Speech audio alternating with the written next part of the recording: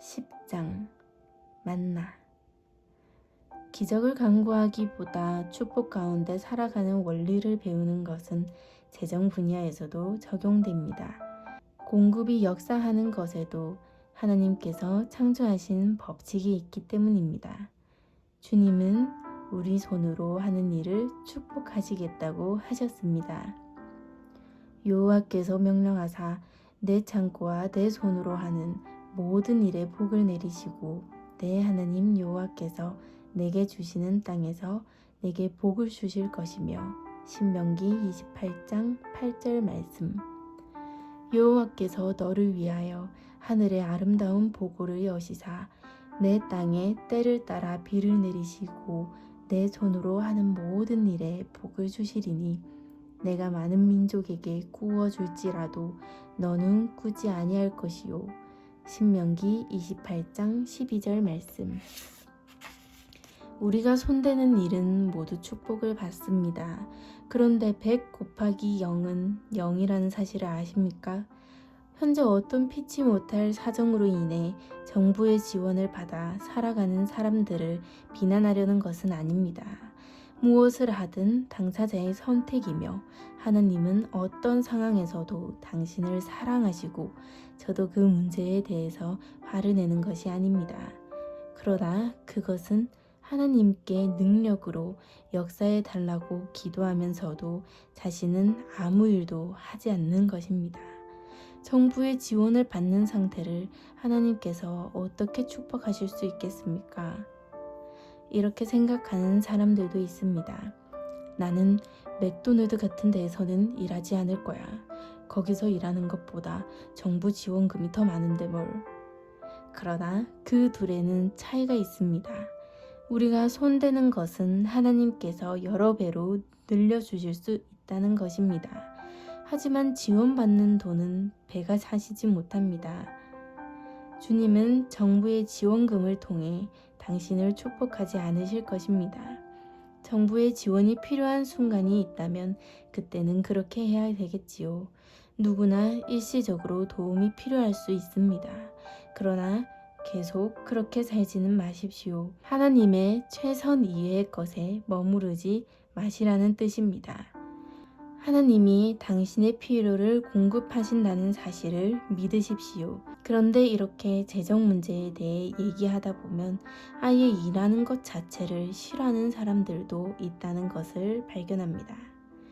저 역시 일하지 않아도 된다는 생각을 가졌던 적이 있습니다. 부르심을 받아 사역을 시작했을 때 사역 외에 다른 일을 하는 것은 하나님께 죄를 짓는 것이라는 잘못된 생각을 가졌었습니다. 주님은 말씀을 전하라고 저를 부르셨고 저는 주님께서 명하신 것을 하려고 했습니다. 그 마음은 옳았지만 생각이 잘못되었던 것입니다. 그래서 아내와 저는 거의 굶어 죽을 뻔했습니다. 아내가 임신 8개월이었을 때 2주 넘게 먹지도 못하고 지낸 적도 있었습니다. 정말이지 물만 마시고 지냈습니다. 제가 일을 할 수 없었기 때문이 아니라 사역자는 일을 하지 않는 것이 옳은 것이라 여겼기 때문입니다. 지금 생각해보면 그것은 하나님의 법칙을 따르지 않은 것입니다. 이와 같이 주께서도 복음 전하는 자들이 복음으로 말미암아 살리라 명하셨느니라. 고린도전서 9장 14절. 문제는 당시 제가 복음을 전하지 않고 있었다는 것입니다. 복음 전파를 위해 부르심을 받았지만 전할 대상이 없었습니다. 섬기는 대상이 없었으니 사역으로 살 기대를 해서는 안 되는 것이었습니다. 그 뒤로 5명 또는 10명 정도 참석하는 성경 공부를 인도하게 됐습니다. 제가 섬기는 대상이 5명에서 10명 정도였기에 복음으로 사는 전임 사역자가 아니었으니 복음으로 살 수 있기를 기대하지 말았어야 했습니다. 생계를 위해 장막을 만들었던 바울처럼 해야 했습니다. 그러나 저는 그렇게 하지 않았고 그래서 아내와 저는 5년 이상 재정적으로 엄청난 위기를 겪어야 했습니다. 10년 정도 너무 힘들었고 거의 죽을 뻔했던 정도 있었습니다. 제가 너무 어리석어서 전임 사역을 할 때까지는 복음으로 말미암아 사는 것을 기대해선 안 된다는 사실을 몰랐기 때문입니다. 제 아내로 인해 하나님께 얼마나 감사한지요. 제가 아내에게 시킨 고생을 하고서도 제 옆에 붙어 있을 사람은 이 세상에 제 아내밖에 없을 것입니다. 아내가 저를 한 번이라도 비난하면서 대체 왜 일을 안 해요? 라고 비난했다면 저는 그것으로 끝났을지도 모릅니다. 아마 그 자리에서 무너졌을 것입니다. 당시 그 자체만으로도 너무나 비참한 기분이었으니까요. 하지만 아내는 절대 저를 비난하지 않았습니다. 단 한 번도 싫은 소리를 하지 않았습니다. 아내는 저를 따라주었고 제가 하나님의 뜻이라고 여겼던 것이면 무엇이든 함께 했습니다. 당시 저희 부부는 기적의 의지에 살았습니다.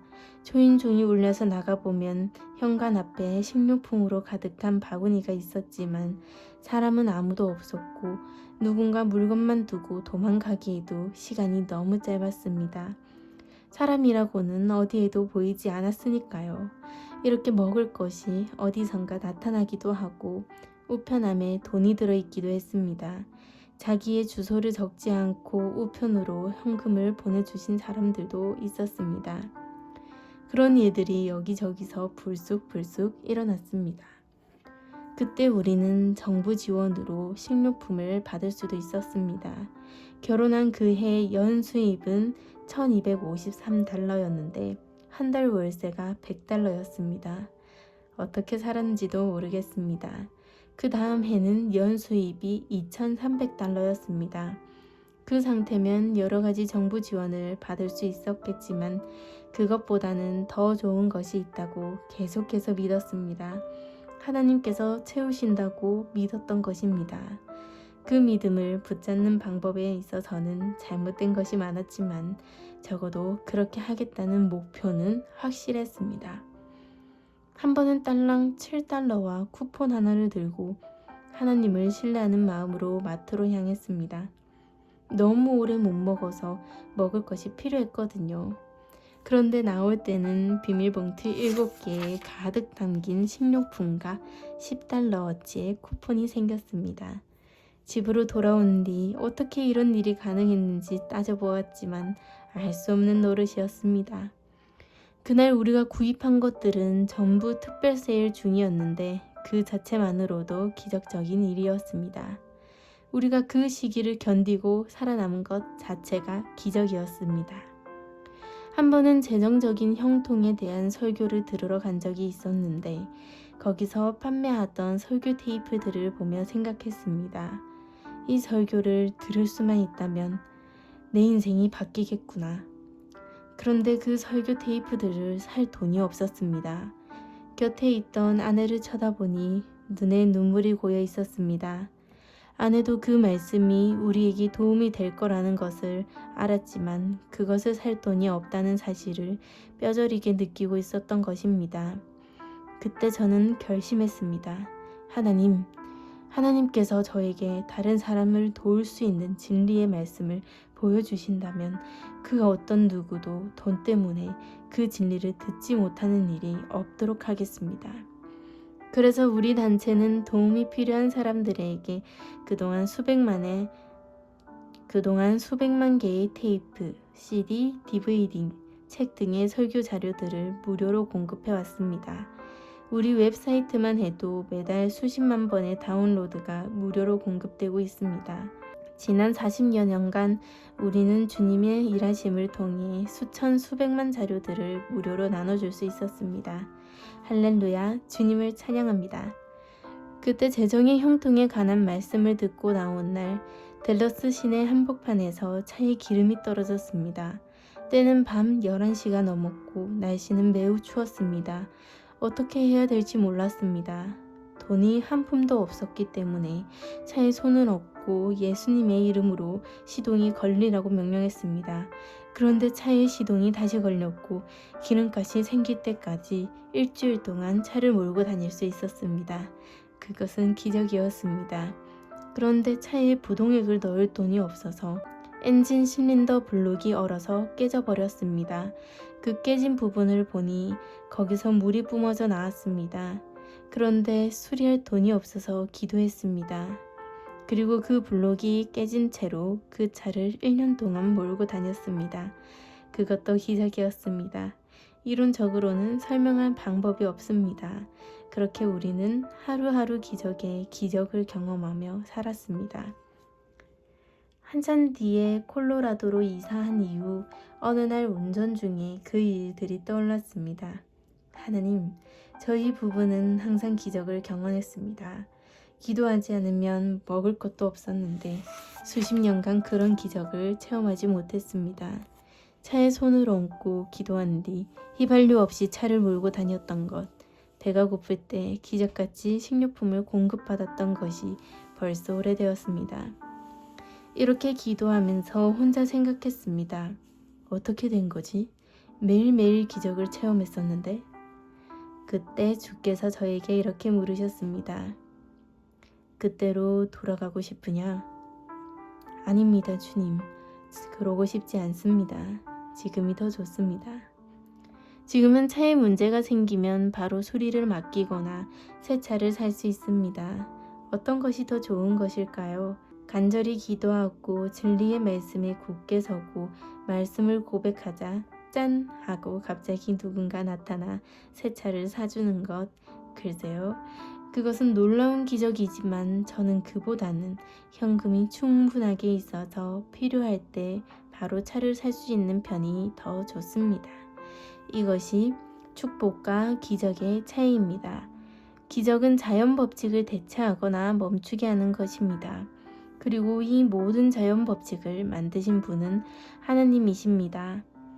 그래서 아무 이유 없이 이러한 법칙을 중지시키거나 대체하지 않으십니다. 원래 자연 법칙은 처음부터 좋은 상태로 만들어졌기 때문입니다. 그래서 계속적으로 기적의 기적을 경험하며 살아가는 것은 위기의 위기를 겪으며 살아가야 한다는 뜻입니다. 하나님께서 기적을 허락하시려면 먼저 절망적인 위기가 있어야 하기 때문입니다. 기적은 쉽게 오는 것이 아닙니다. 그렇기 때문에 계속해서 기적을 달라고 기도하는 사람은 계속해서 위기 가운데 살고 있다는 뜻입니다. 저는 이런 사람들을 항상 만납니다. 그들의 상황은 절망적이고 그래서 저에게 기도해 달라고 하지만 그들은 하나님의 법칙을 전부 위반한 사람들입니다.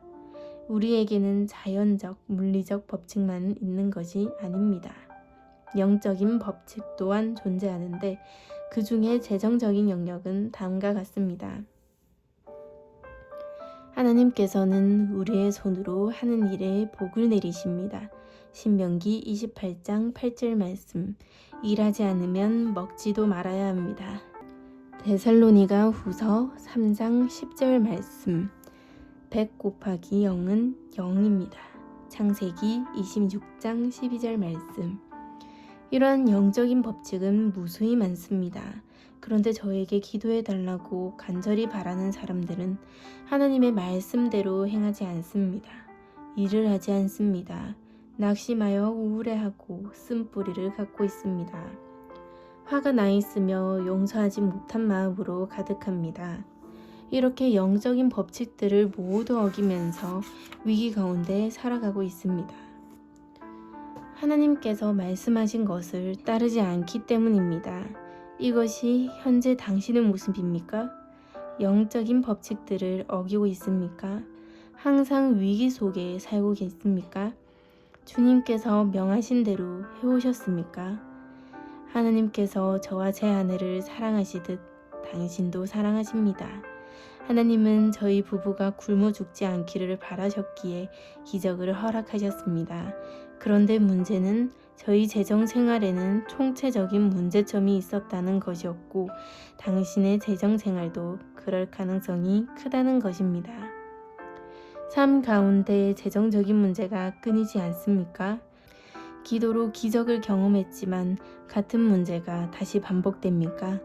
잎을 잘라낸다고 해도 뿌리를 그대로 남겨두면 다시 잎이 자랍니다. 어떤 필요에 처했을 때 기적이 일어나 필요한 것이 공급될 수는 있겠지만 그랬다고 재정 문제의 뿌리가 제거된 것은 아닙니다. 그리고 그것은 문제가 제대로 처리된 것이 아닙니다. 이것이 만약 당신의 상황이라면 다음 날에도 그리고 내년에도 또 다른 기적이 필요할 것입니다. 하나님의 법칙을 따르고 순종하는 법을 터득하지 못했기 때문입니다. 그래서 위급한 상황이 계속되는 것이며 그 결과 기적을 필요로 하는 것입니다.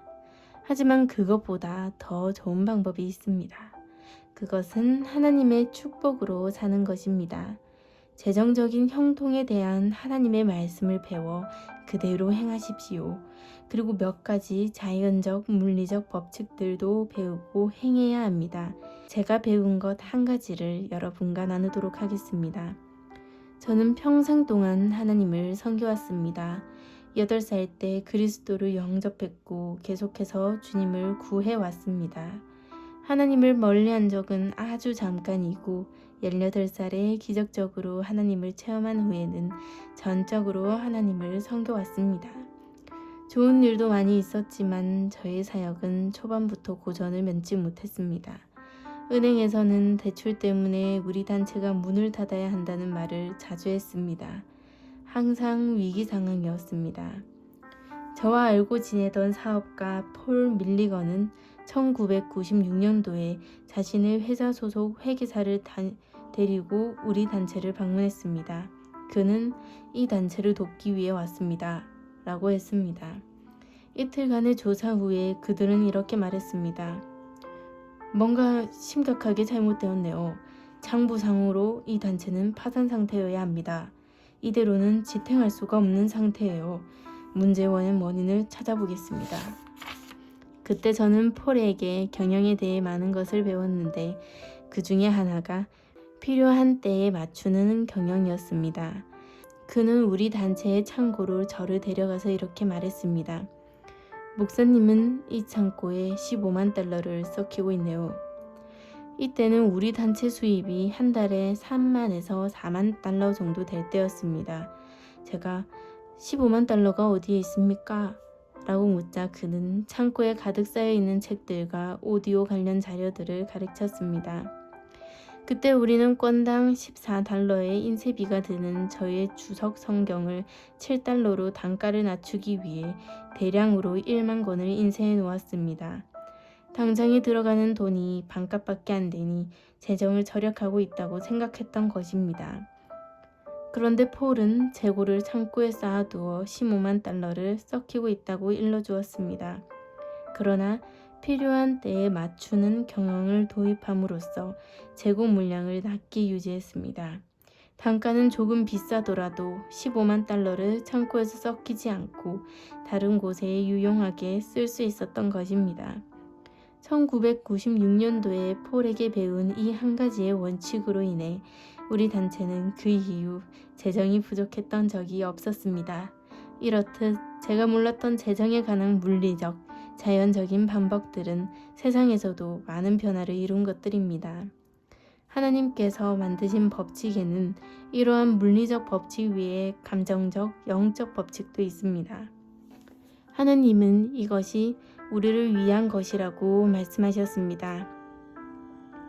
그런 것들이 무엇인지 그리고 어떻게 사용하는 것인지를 배우면 큰 유익을 얻을 수 있습니다. 하나님의 축복 안에서 행하려면 거기에 협력을 해야 합니다. 그리고 하나님의 축복으로 들어가려면 반드시 믿음이 필요합니다. 반면 기적은 얼마나 절망적인 상황에 처해 있느냐에 달려 있습니다. 포기하지 않고 계속 하나님을 바라본다면 하나님의 초자연적인 개입을 경험할 수 있겠지만 그래도 기적은 위기의 상황에 오는 것입니다.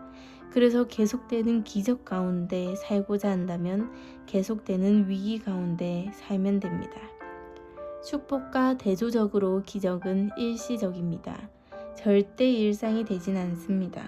우리가 따라야 할 자연적인 법칙과 영적 법칙을 만드신 분이 바로 하나님이시기 때문에 기적처럼 하나님의 일시적인 개입 이후에는 하나님께서 모든 것을 잘 자연적인 법칙과 영적인 법칙에 맞도록 다시 돌려놓으십니다. 사람들이 암과 같은 질병에 걸렸을 때도 이런 일이 일어납니다. 이것은 죽느냐 사느냐의 문제이기 때문에 사람들은 믿음을 발휘하고 하나님을 믿어 기적적으로 치유를 받습니다. 그러나 그 질병을 가져왔던 잘못된 생각, 용서치 못하는 마음, 쓴뿌리 등의 원인은 해결하지 않습니다. 뿌리를 그대로 남겨뒀기 때문에 시간이 지남에 따라 질병은 더 나빠져서 돌아옵니다. 그래서 기적은 일시적이라는 말입니다. 원인을 해결하지 않으면 치유는 지속되지 않습니다. 성경에 기록된 기적 중에 가장 오래 지속된 것은 만나의 기적입니다. 하나님의 백성이 위기 상황에 직면했던 것입니다. 그들은 광야에 있었고 먹을 것이 없었습니다. 그래서 하나님은 만나를 보내주셨는데 그것은 완전히 초자연적인 것이었습니다. 사람들이 천사의 음식을 먹었으며 시편 78편 25절 만나는 기적이었습니다. 그동안 사람들은 만나가 딱정벌레의 분비물이었다는 등 뭔가 과학적인 설명을 찾으려 했지만 실패했습니다. 이스라엘 백성들은 매일 특정한 분량만을 거두어야 했습니다. 더 많이 거두면 다음날 벌레가 나서 썩었습니다. 그러나 6일째에는 시계처럼 정확하게 평소보다 2배를 거뒀고 썩지 않았습니다. 그 결과 그들은 7일째 하나님의 명령을 순종할 수 있었습니다. 이것은 초자연적인 일이지 자연적인 일이 아닙니다. 하나님께서 기적적으로 그들의 필요를 공급하셨던 것입니다. 그러나 이건 역시 일시적이었습니다. 40년간 광야에서만 지속되었던 것이지요. 또 이스라엘 자손들이 길갈에 진쳤고 그달 14일 저녁에는 여리고 평지에서 유월절을 지켰으며 유월절 이튿날에 그 땅의 소산물을 먹되 그날에 무교병과 볶은 곡식을 먹었더라. 또 그 땅의 소산물을 먹은 다음 날에 만나가 그쳤으니 이스라엘 사람들이 다시는 만나를 얻지 못하였고 그 해에 가나안 땅의 소출을 먹었더라. 여호수아 5장 10절에서 12절 말씀. 만나가 그쳤습니다. 지금 우리는 만나를 먹을 수 없습니다. 만나를 먹었다는 얘기가 성경에 나오는데 무슨 소리야? 나도 만나를 먹을 테다 라고 해봐야 소용없습니다. 그때 이스라엘 백성들은 만나 없이는 안 되는 상황이었으며 그것과 동일한 상황이 아니라면 만나는 나타나지 않습니다.